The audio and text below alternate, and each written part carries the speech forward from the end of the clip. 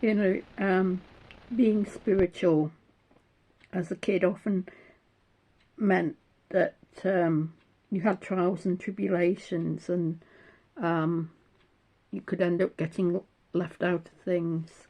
Um, Decent teachers appreciated you, but demonic teachers obviously didn't like that kind of spirituality.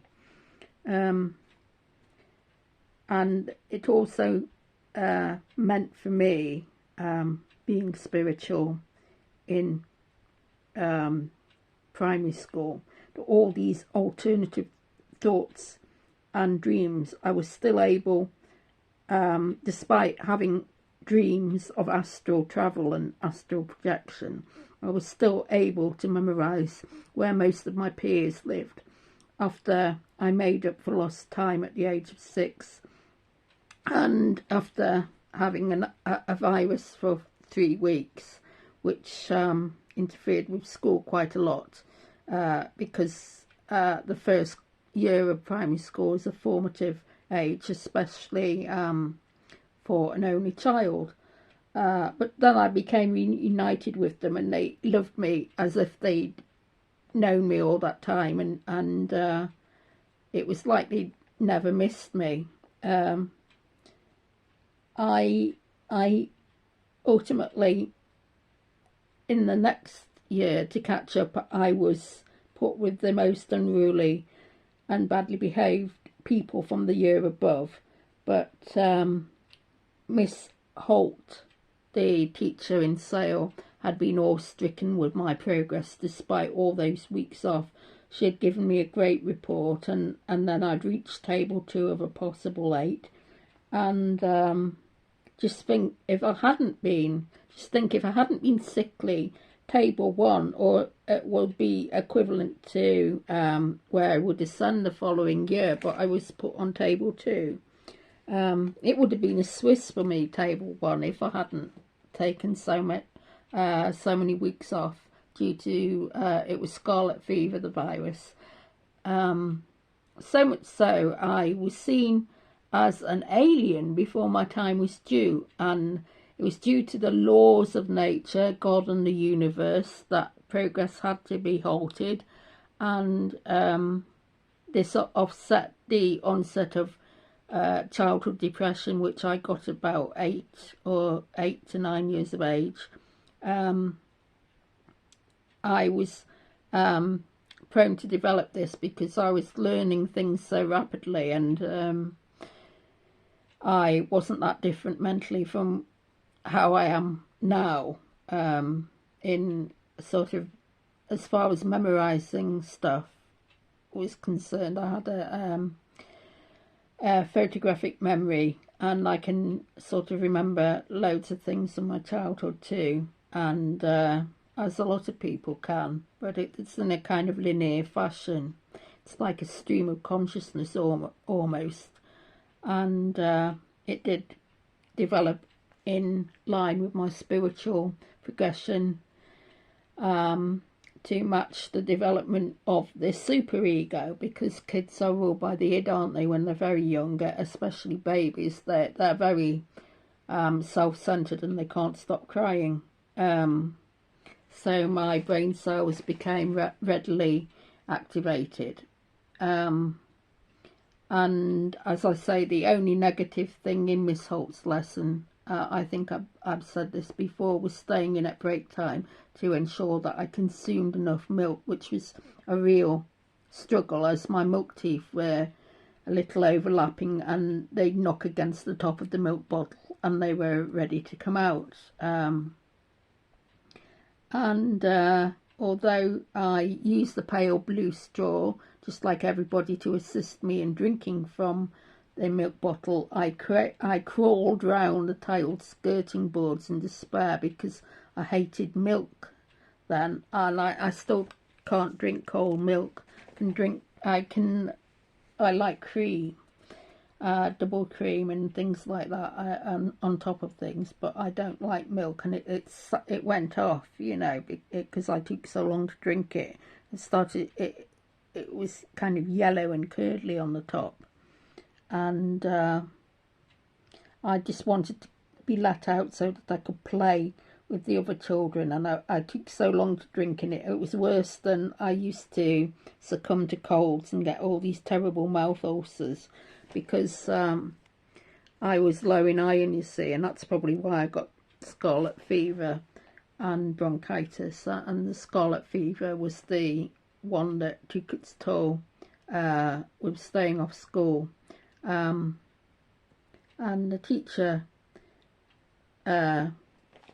would have known that I had to eat liver to offset problems with immunity, but it was a little bit cooked first. Some people I spoke to later with similar problems, they were worse than me. They had to be hospitalised, and they said they had to actually eat raw liver. I wasn't even that keen on cooked liver and onions back then, but I quite like it now. It's funny how you get accustomed to these things.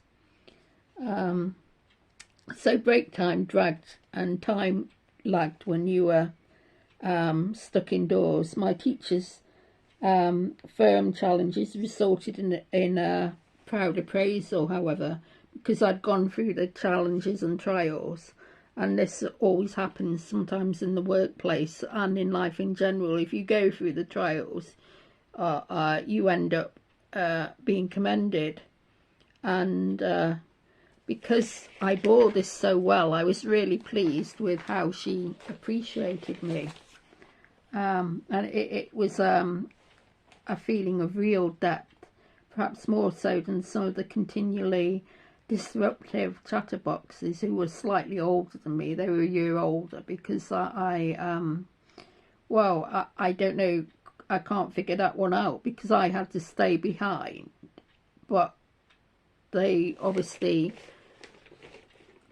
no, I didn't have to stay behind. They must have had to stay behind, but we were all grouped together.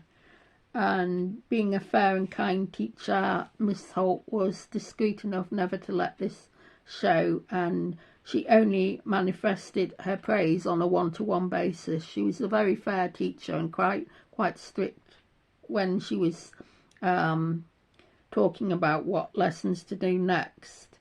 I enjoyed listening to her rhetoric and guidance more than some of these other teachers, and more than some of the other kids.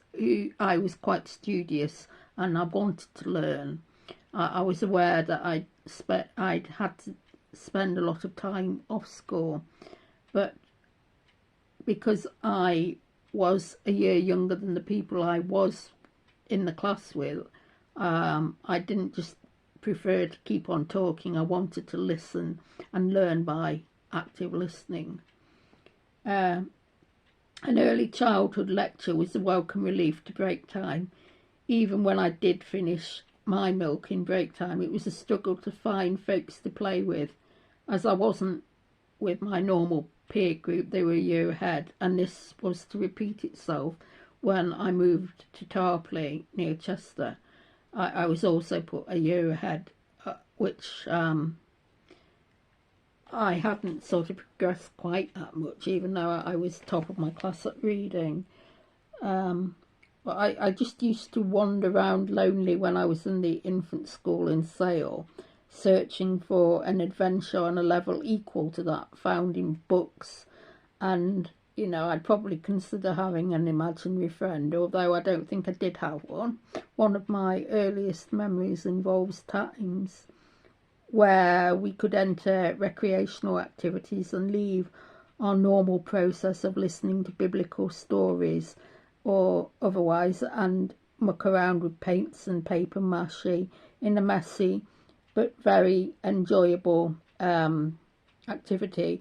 However, when we visited the nursery gardens, it was merely play, and I can still visualise our two lovely nursery teachers who had especially nurturing and spiritual qualities. They were as different as chalk and cheese. One was rake-like and involved herself in getting to know our likes and dislikes. We must have been difficult to understand, as our powers to express must have been very limited, and not as good as our actual reading skills. I had begun basic reading at 3 and a half. No, 3 actually, because I was figuring out letters at 2.5. So I got a bit mixed up then in remembering my precise age that I started to read at. And I understood the ideas behind giving and receiving at birthdays and Christmas time. And Miss Tong, who later became Mrs. Lees, was an early introduction for me to the concept of name change upon marriage when I was about 4 years old.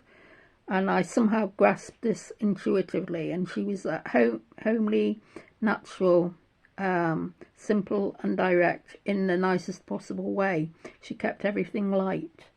The elder, sturdier lady had a round face and these lovely pale blue eyes, paler than my eyes, and she had a mass of thick ash blonde curly hair, and she was equally cheerful and light, and kind of more jovial. Miss Tong, who became Mrs. Lees, she was as lean as a piece of tongue, and she was actually the one you could go to if you were feeling poorly, and a trustworthy, quiet one. And I think the other lady was called Mrs. Gregory, and she was the lady that led the